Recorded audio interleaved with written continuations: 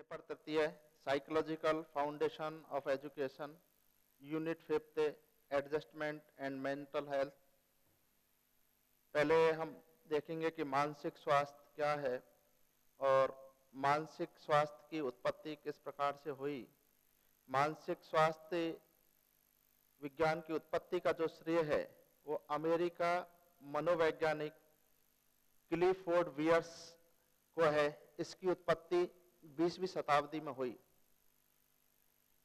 Clifford ने 24 वर्ष की आयु में येल विश्वविद्यालय में अध्ययनरत थे और वो कुछ बातों से उनको आघात लगा था और आघात लगने के कारण वो 4 मंजिल की इमारत से आत्महत्या के लिए कूद पड़े थे। कूदने के बाद उन्होंने बाद में जब इस चीज का वो देखा, क्योंकि डॉक्टरों से इलाज कराया और कराने के बाद में जब उन्हें ये महसूस हुआ कि मैंने इस प्रकार से ये कार्य क्यों किया, और उस चीज को देखते हुए उन्होंने मानसिक रूप से स्वस्थ होने पर 1908 में अपनी आत्मकथा में जो है ये बात लिखी, a mind that found itself.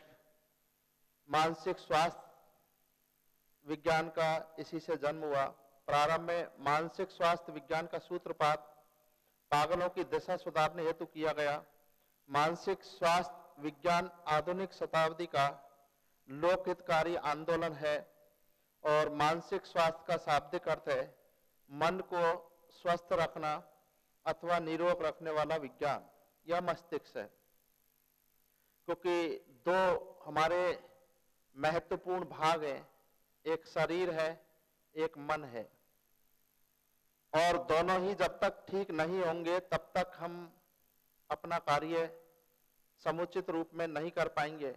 क्योंकि एक शरीर और एक मन और शरीर दोनों के पूर्ण योग से ही मनुष्य जो है अपने ठीक ढंग से अपने कार्य को कर सकता है। यदि शारीरिक रूप से भी हम स्वस्थ नहीं है तो किसी भी कार्य को हम अच्छी तरीके से नहीं कर सकेंगे। उसी प्रकार से मानसिक रूप से भी यदि हम स्वस्थ नहीं होंगे फिर भी वो कार्य हमारा ठीक नहीं होगा।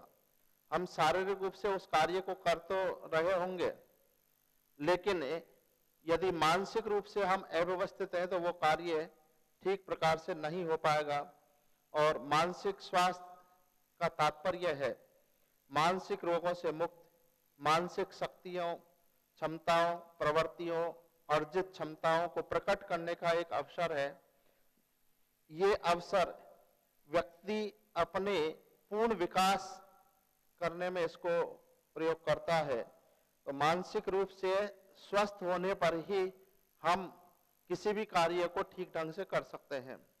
मानसिक स्वास्थ्य की कुछ विशेषताओं के आधार पर परिभाषाएं दी है।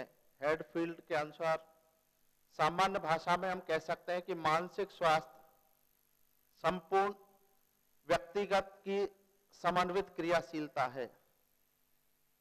कहने का तात्पर्य है कि संपूर्ण व्यक्ति की जितनी भी क्रियाएं हैं वो सब मिलकर के जो है समन्वित रूप में यदि कार्य करती हैं तो निश्चित रूप से व्यक्ति जो है स्वस्थ रहता है। और यदि समन्वित रूप में कार्य नहीं करती हैं तो व्यक्ति अपने आप को मानसिक रूप से अस्वस्थ महसूस करता है। लेडेल कहता है मानसिक स्वास्थ्य का अर्थ वास्तविकता के धरातल पर वातावरण के साथ उचित समायोजन करने की योग्यता है। कि हम जब किसी भी चीज को यदि सैद्धांतिक रूप में बात करेंगे तो व्यक्ति उससे समायोजित नहीं हो पाता है, लेकिन वास्तविक रूप में, प्रैक्टिकल रूप में यदि उस कार्य को हम यदि करेंगे वातावरण के साथ तो उचित रूप में समायोजन करना जो है सीख जाता है। और जब उचित रूप में समायोजन होता है तो व्यक्ति मानसिक रूप से अपने आप को स्वस्थ महसूस करता है। कुप्पू स्वामी ने कहा था कि मानसिक स्वास्थ्य का अर्थ है दैनिक जीवन में भावनाओं, इच्छाओं तथा महत्वाकांक्षाओं और आदर्शों को संतुलन बनाए रखने की योग्यता है। इसका अर्थ है जीवन की वास्तविकताओं का सामना करने एवं उन्हें स्वीकार करने की योग्यता है। व्यापक रूप में जो बात परिभाषा में की है कि दैनिक जीवन में जो हमारी भावनाएं हैं और इच्छाएं हैं और महत्वाकांक्षा है, वो इन सभी को एक संतुलन रूप में बनाने की योग्यता है ताकि वो जीवन को ठीक प्रकार से संचालित कर सकें। अब हम देखेंगे कि किस व्यक्ति को हम ये माने कि वो मानसिक रूप से स्वस्थ व्यक्ति है और किस व्यक्ति को हम ये माने कि वो मानसिक रूप से स्वस्थ व्यक्ति नहीं है। मानसिक रूप से स्वस्थ व्यक्ति के क्या लक्षण होते हैं, उसकी क्या विशेषताएं होती हैं, कैसे हम पहचान करेंगे कि ये मानसिक रूप से स्वस्थ व्यक्ति है।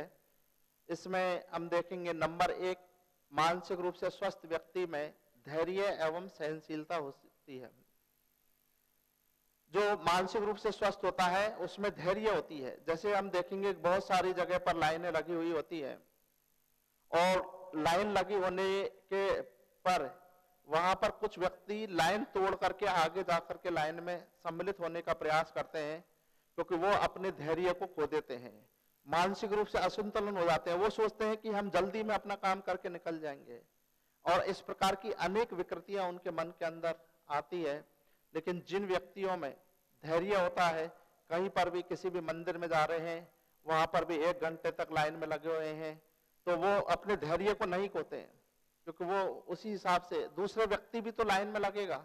यदि वो जल्दी करके चले जाएंगे अपनी लाइन को तोड़ करके, तो इसका मतलब यह है कि उसने अपने धैर्य को खोया और दूसरा व्यक्ति अपने धैर्य को बना करके रख रहा है। तो धैर्य को बनाए रखने में जो रखता है उसे मानसिक रूप से स्वस्थ व्यक्ति माना जाता है। सहनशीलता, उसके अंदर सहनशीलता होती है। किसी ने कुछ बात कह दी गई है तो ऐसा नहीं है कि वो उस चीज से अपने आप को बहुत ज्यादा परेशान महसूस करने लग जाता है। उसमें सहनशीलता करने की, जिस प्रकार से पृथ्वी में गर्मी, सर्दी, बरसात सभी को सहन करने की क्षमता होती है, उसी तरीके से मानसिक रूप से स्वस्थ व्यक्ति में भी धैर्य एवं सहनशीलता का लक्षण होता है। आत्मविश्वास, मानसिक रूप से स्वस्थ व्यक्ति में आत्मविश्वास की भावना होती है और अधिकतर हम देखेंगे कि बहुत सारे व्यक्ति ऐसे हैं कि आत्मविश्वास के कारण ही किसी भी कार्य को सफलतापूर्वक नहीं कर पाते हैं। मैं उदाहरण के रूप में दूंगा कि जैसे सामने विद्यार्थी बैठे हैं और वहां पर किसी कार्यक्रम में उनसे बोलने के लिए मंच पर कह दिया जाता है कि आप अपनी बात को यहाँ करके कहिए, तो मंच पर आने पर वो अपना आत्मविश्वास खो देते हैं और आत्मविश्वास यहाँ तक खो देते हैं कि उनके सामने बैठे हुए जितने भी बालक हैं, व्यक्ति हैं, वो सब गोरे चेहरे भी काले दिखाई देने लग जाते हैं। क्यों? क्योंकि उनमें आत्मविश्वास की कमी होती है। और मानसिक रूप से जो स्वस्थ होता है उसमें इस प्रकार की आत्मविश्वास की कमी नहीं होती। वो अपने आत्मविश्वास को बनाए रखते हैं और कार्य को निरंतर रूप से करते रहते हैं।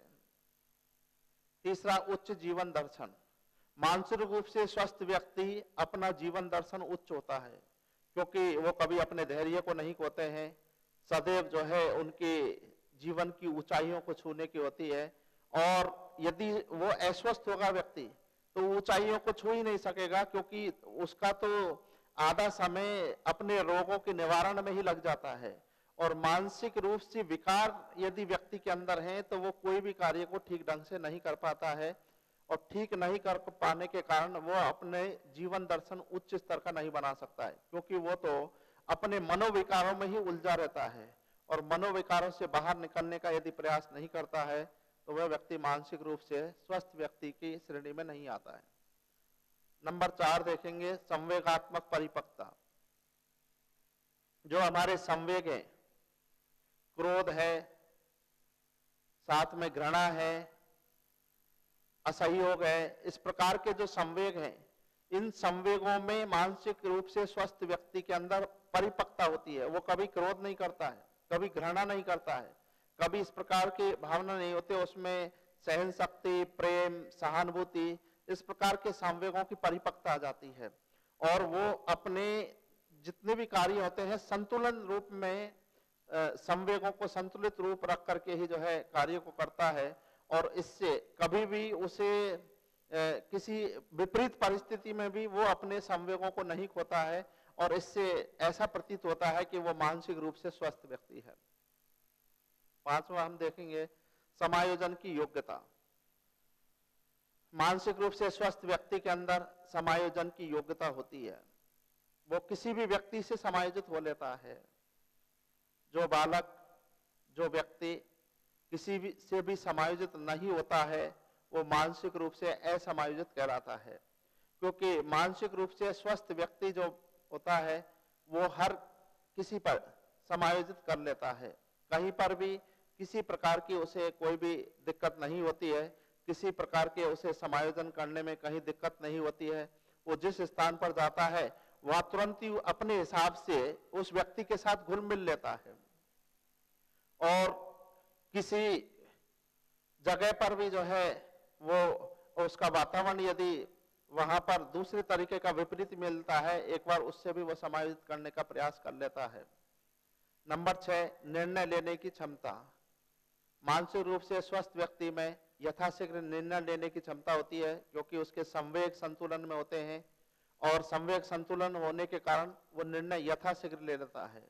इस प्रकार के बालक निर्णय लेने में सक्षम नहीं होते हैं जो मानसिक रूप से अस्वस्थ होते हैं, क्योंकि उनका मन, शरीर अलग अलग जगह पर घूमता है, शरीर कहीं जा रहा है, मन कहीं पर स्थित है, तो इस प्रकार से वो निर्णय लेने की क्षमता उनमें नहीं होती है।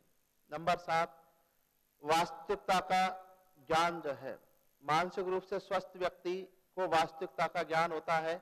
वो एक्चुअल रियल धरातल पर अपनी बात को करते हैं, वो बनावटीपन में उच्च स्तर की इस प्रकार की कपोल कल्पित भाषा में अपनी बात को नहीं रखते हैं, वो वास्तविकता के ज्ञान पर ही विशेष रूप से महत्व देते हैं। इसलिए मानसिक रूप से वो स्वस्थ रहते हैं। जब व्यक्ति की कथनी और करनी दोनों में अंतर होता है, तब जाकर के मानसिक रूप से वो अस्वस्थ होता है। अच्छा पर्यावरण का ज्ञान होता है। मानसिक रूप से स्वस्थ व्यक्ति पर्यावरण के प्रति जागरूकता रखता है और उसके प्रति उसे ज्ञान होता है, क्योंकि पर्यावरण भी मानसिक रूप से व्यक्ति को स्वस्थ बनाने में बहुत महत्वपूर्ण है। हमारा ये शरीर भी पर्यावरण से बना है। क्षिति जल पावक गगन समीरा, पंच तत्व से बना शरीरा, प्रकृति के तत्वों से यह शरीर बना है, और उन चीजों को वो पूर्णतः ज्ञान रखता है, और ज्ञान रखने के प्रति उनके प्रति वो स्नेह भी रखता है, उनके प्रति वो जागरूकता भी रखता है, उनका वो संरक्षण भी करता है। इसलिए पर्यावरण के ज्ञान के कारण भी मानसिक रूप से स्वस्थ व्यक्ति जो है कहलाता है। अच्छा शारीरिक स्वास्थ्य, जिस व्यक्ति का शरीर यदि शारीरिक रूप से स्वस्थ नहीं होगा, शरीर से यदि व्यक्ति को बुखार है और वो किसी भी कार्य को करेगा, तो निश्चित रूप से उसका मन उस काम को ठीक ढंग से करने के लिए तत्पर नहीं होगा।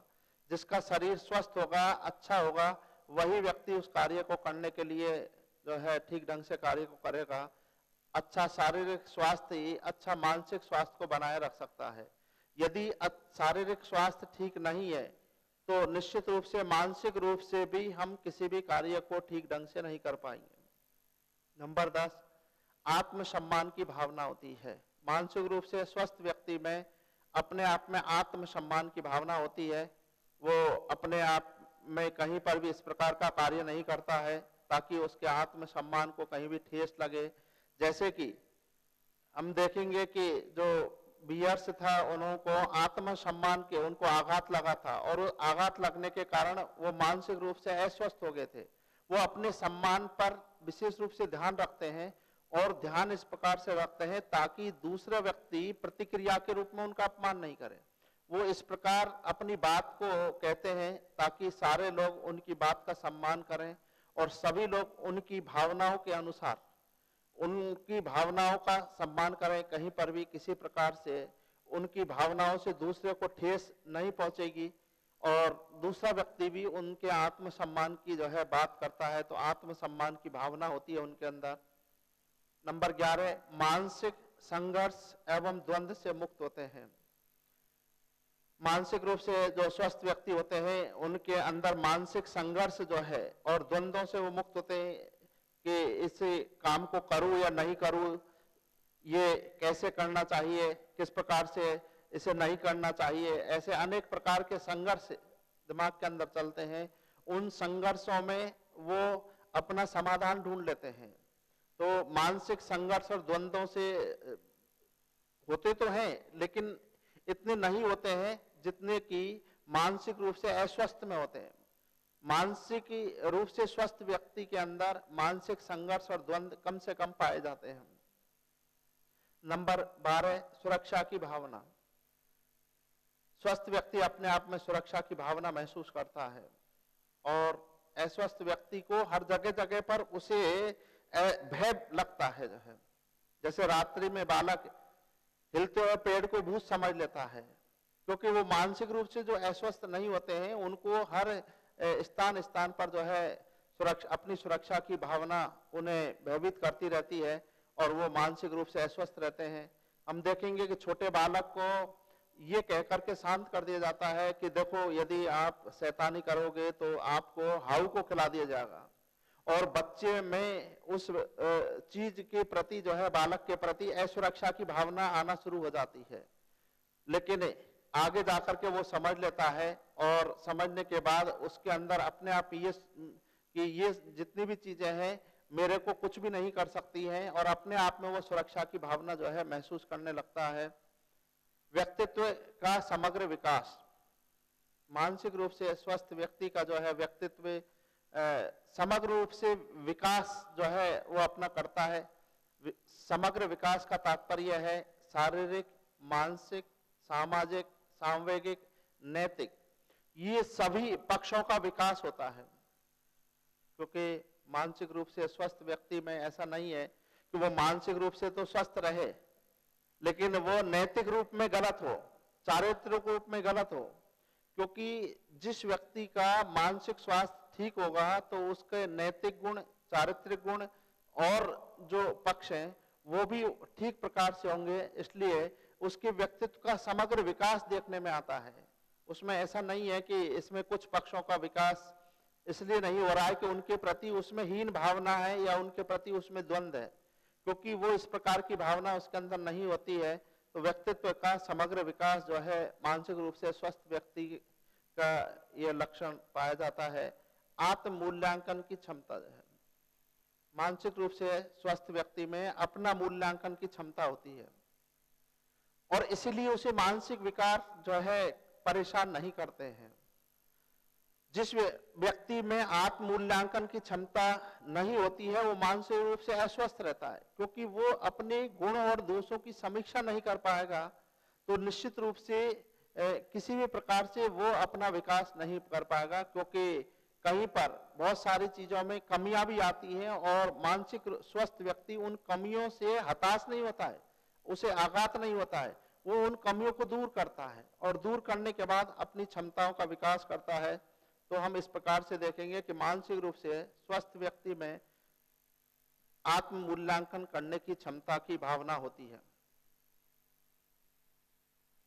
मानसिक स्वास्थ्य को प्रभावित करने वाले कारक, ऐसे कौन कौन से कारक हैं जो मानसिक स्वास्थ्य को प्रभावित करते हैं, जिससे मानसिक स्वास्थ्य प्रभावित होता है? वंशानुक्रम। वंशानुक्रम के अंतर्गत हम देखेंगे कि बालक जन्म से ही यदि किसी रोग से, किसी बीमारी से यदि है तो निश्चित रूप से मानसिक रूप से उसके स्वास्थ्य पर प्रभाव पड़ता है।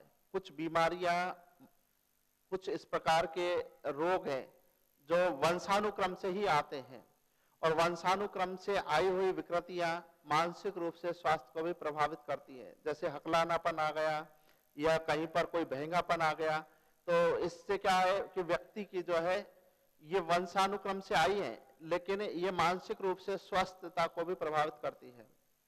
शारीरिक स्वास्थ्य जो है, शारीरिक स्वास्थ्य भी व्यक्ति को प्रभावित करता है।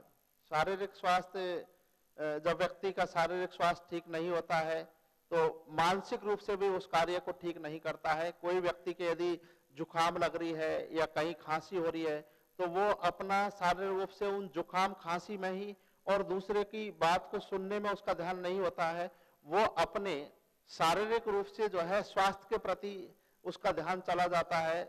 और ये होना स्वाभाविक है कि मान लीजिए किसी को खांसी आ रही है और खांसी आने पर कोई व्यक्ति कहीं किसी कार्यक्रम में बैठा है और उसे खांसी आ रही है तो वह उस चीज को सीखने में सक्षम नहीं होगा। इसलिए शारीरिक रूप से जब तक हम स्वस्थ रहेंगे, स्वस्थ शरीर में ही स्वस्थ मस्तिष्क का विकास करता है।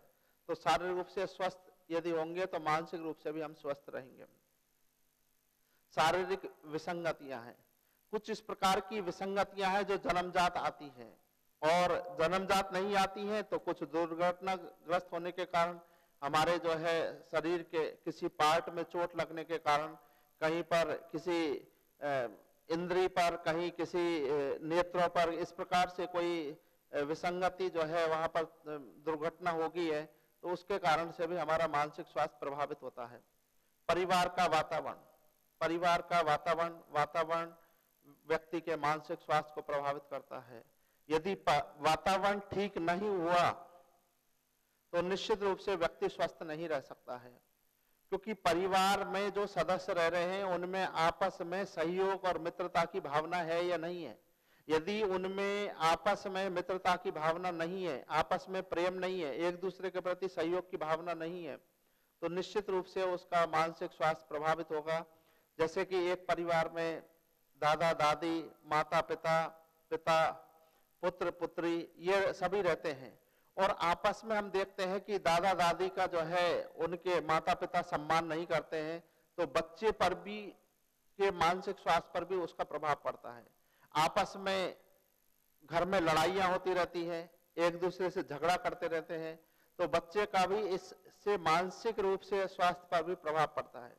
रोजाना के रोजाना ही इसी प्रकार के अनेक परेशानियां यदि आती है परिवार के अंदर, और बच्चा भी उन्हीं सारी चीजों को देखता है कि परिवार के सारे लोग इसी प्रकार परेशान रहते हैं, तो परिवार का वातावरण भी मानसिक स्वास्थ्य को प्रभावित करता है।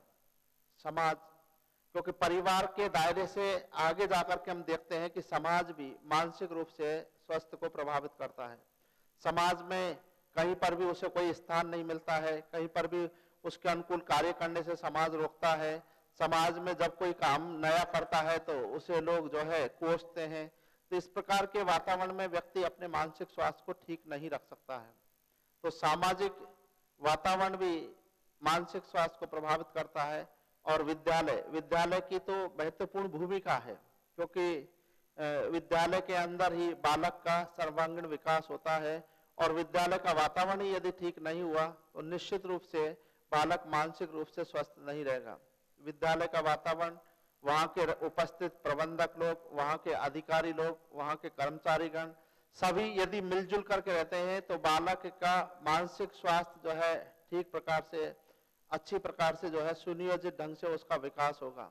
अन्यथा उसका बालक को अनेक प्रकार से विकास करने में, अध्यापक है उस छात्र को डांटता रहता है तो निश्चित रूप से उसके दिमाग के अंदर उस अध्यापक के प्रति घृणा का मानसिक स्वास्थ्य रहेगा। कभी कभी इस प्रकार के अध्यापक की क्लास में बैठे रहने के बाद में भी वो मन में उसके प्रति ग्लानि की भावना उसे महसूस होती रहती है, और इस प्रकार से यदि रेगुलर में वो चीज रहती है तो वो मानसिक रूप से अस्वस्थ होना शुरू हो जाता है। विद्यालय एक ऐसा वातावरण है जिसमें बालक का सर्वांगीण विकास होता है। बहुत काफी समय पर विद्यालय में रहकर के ही वो बालक अपना मानसिक विकास करता है, और मानसिक विकास वो तभी अच्छा कर पाएगा जब विद्यालय का वातावरण स्वच्छ होगा, स्वस्थ होगा। यदि विद्यालय का वातावरण स्वच्छ नहीं है, गंदगी से भरा हुआ है, तो भी मानसिक रूप से अस्वस्थता महसूस करेगा। और वहां के जो अध्यापक हैं उनका यदि स्वास्थ्य यदि ठीक नहीं रहता है तो भी विद्यालय में जो कक्षा में बैठने वाले विद्यार्थी हैं उनके ऊपर प्रभाव, कि बीमार रहने वाला अध्यापक हमेशा उन छात्रों को झिड़कता रहेगा या उनसे कठोर भाषा में बोलेगा, तो निश्चित रूप से बालकों के मानसिक स्वास्थ्य पर भी प्रभाव पड़ता है। तो मानसिक स्वास्थ्य को प्रभावित करने वाले ये प्रमुख 6 कारक थे। शिक्षक के मानसिक स्वास्थ्य में बाधक डालने वाले जो कारक हैं उनमें हम देखेंगे कि ऐसे कौन कौन से कारक हैं जो शिक्षक के मानसिक स्वास्थ्य को बाधा डालते हैं। नंबर 1, आर्थिक कठिनाई। यदि किसी अध्यापक को आर्थिक रूप से कहीं पर भी वो अपने परिवार का पालन पोषण नहीं कर सकता है, आर्थिक यदि कठिनाई रहती है, तो वो निश्चित रूप से मानसिक रूप से अस्वस्थ जो है अपने आप को महसूस करता है, क्योंकि वो देखता है समाज में उसको कहीं पर भी उसका स्थान नहीं बन पा रहा है, तो उसकी आवश्यकताओं की पूर्ति नहीं हो रही है। वो जिस प्रकार के पद पर है उस प्रकार की उसे चीजें नहीं मिल रही हैं, तो निश्चित रूप से अध्यापक जो है अपने आप को जिसको कहे हम वो कष्ट महसूस करता है। तो शिक्षक के मानसिक स्वास्थ्य के लिए आर्थिक कठिनाई जो है उसका महत्वपूर्ण कारक होती है, महत्वपूर्ण उसके बाधा डालने वाले कारकों में है। और यदि उसकी जीविका उपार्जन ठीक प्रकार से रहेगी तो निश्चित रूप से असमायोजित नहीं होगा। और हम देखेंगे कि आर्थिक कठिनाई व्यक्ति की सबसे मूलभूत कठिनाइयों में, शिक्षक की में मूलभूत कठिनाइयों में आती है। एक अध्यापक था, उसकी पत्नी की तबीयत ठीक नहीं थी और पत्नी की तबीयत ठीक नहीं होने के कारण उस हॉस्पिटल ले जाया गया। उसके पास पैसे नहीं थे, उसे दिखाना था। वहां जाकर के किसी दुकानदार से ब्याज पर पैसे मांगने के लिए गए। दुकानदार ने उसकी आर्थिक स्थिति को देख करके पैसे नहीं दिए। कुछ दिन के बाद में देखा कि वो अपना इलाज नहीं करा पाया और पत्नी खत्म हो गई थी। अध्यापक का मानसिक स्वास्थ्य इतना विकृत रहा कि उसने अपने इस व्यवसाय के साथ में जाकर के डकैती करना शुरू कर दिया। और ये मानसिक रूप से इस प्रकार की अस्वस्थता कहां से आई? क्योंकि उसकी आर्थिक कठिनाई थी और उस आर्थिक कठिनाई का जो है समाज की ओर से कहीं पर भी सहयोग नहीं मिला। तो इस प्रकार की ये घटना ने भी उस बालक को जो है प्रभावित किया, उस व्यक्ति को प्रभावित किया। पद की असुरक्षा, जब अस्थायी पदों पर जितने भी व्यक्ति होते हैं ज्यादातर वो अपने आप को असुरक्षित महसूस करते हैं, क्योंकि इसलिए है कि हमारे यदि यहाँ से नौकरी से निकाल दिया गया हम कहाँ काम करेंगे। व्यक्ति के सामने हमेशा अधिकतर अंधेरा रहता है कि वो अपने काम को किस प्रकार से निकालेगा। तो पद की असुरक्षा भी उसे जो है शिक्षक को मानसिक रूप से अस्वस्थ करती है। कार्य का अत्यधिक भार, व्यक्ति के पास काम का अत्यधिक भार होता है तो वो भी वहां जाकर के मानसिक रूप से वो है अस्वस्थ रहता है, क्योंकि एक व्यक्ति को अधिक से अधिक कार्य मिलता है और जो व्यक्ति करता रहता है उसे काम मिलता जाता है। वो सोचता है कि मेरे ऊपर इतना काम दिया जा रहा है, दूसरा व्यक्ति सामने वाला बैठा है। तो इस प्रकार कार्य के अत्यधिक भार भी जो है व्यक्ति को मानसिक अस्वस्थ कर देता है। अपरिपक्व बुद्धि के बालकों का संपर्क, यदि शिक्षक के अपरिपक्व बुद्धि के बालक यदि मिलते रहते हैं तो वो मानसिक रूप से अस्वस्थ हो जाता है, क्योंकि दिन भर निम्न बुद्धि के, इसको सर कैसे करना है, क्या करना है, वो दिन भर ही इस प्रकार के सवाल करते हैं जो उस स्तर के सवाल जो है उस जो इसका स्तर है उससे कम स्तर के जो है सवाल किए जाते हैं। तो उस अध्यापक जो है मानसिक रूप से अस्वस्थता को महसूस करता है। शिक्षक सामग्री का अभाव, शिक्षक सामग्री भी यदि नहीं होती है, पढ़ाने के संसाधन नहीं होते हैं तो वो अपने आप को शिक्षक जो है सामग्री के अभाव के कारण मानसिक रूप से अस्वस्थ मानता है। मनोरंजन का अभाव, मनोरंजन का अभाव होने पर भी अपने आप को शिक्षक जो है मानसिक रूप से अस्वस्थता की महसूस करता है। और ये मनोरंजन के यदि साधन उसे, ताकि जो थकान है वो दूर हो सके, इस प्रकार के यदि संसाधन उपलब्ध होंगे तो निश्चित रूप से ये मानसिक रूप से स्वास्थ्य को प्रभावित नहीं करेंगे। बाहरी कार्यों पर प्रतिबंध जो है, शिक्षक के मानसिक स्वास्थ्य में बाधा डालने वाला कारक बाहरी कार्यों पर प्रतिबंध होना चाहिए, क्योंकि बाहरी कारक जो होते हैं वो उसके कार्य को परेशानी में उसे डालते हैं। बहुत सारे ऐसे कार्य मिल जाते हैं जैसे जनगणना करना है, और हम देखेंगे परिवार नियोजन का कार्यक्रम है, चुनाव का है। ऐसे बाहरी कार्य जो है उन अध्यापक को मिल जाते हैं तो अपने आप में मानसिक रूप से अस्वस्थ महसूस करता है। जातीय विद्यालय भी अध्यापक को मानसिक रूप से जो है स्वस्थ में बाधा डालते हैं कि जब जातीय विद्यालय मिल जाते हैं और जो अध्यापक है वो जातीयता को नहीं मानता है तो इस प्रकार से भी मानसिक रूप से वो अस्वस्थ हो जाता है।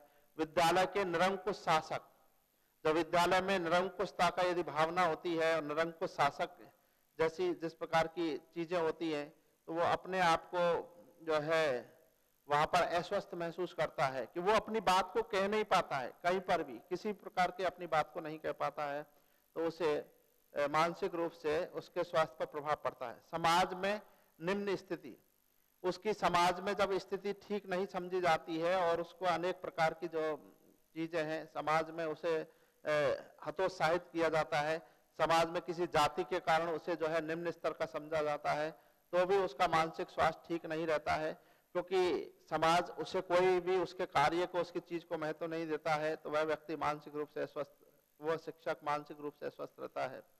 शिक्षकों का वास्तविक संघर्ष जो है, आपस में शिक्षकों का वास्तविक जो है संघर्ष रहने के कारण भी मानसिक रूप से स्वस्थ नहीं रहते।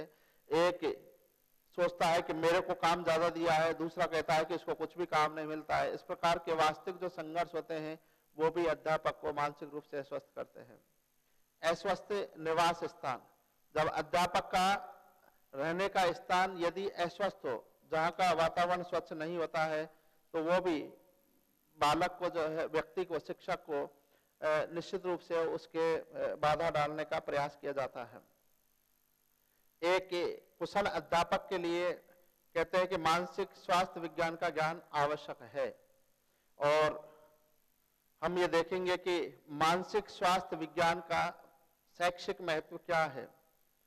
व्यक्तित्व का सर्वांगीण विकास करने में उसका महत्व है कि बालक का सर्वांगीण विकास करने में, पाठ्यक्रम के बारे में अवगत कराने में भी इसका विशेष रूप से महत्व है।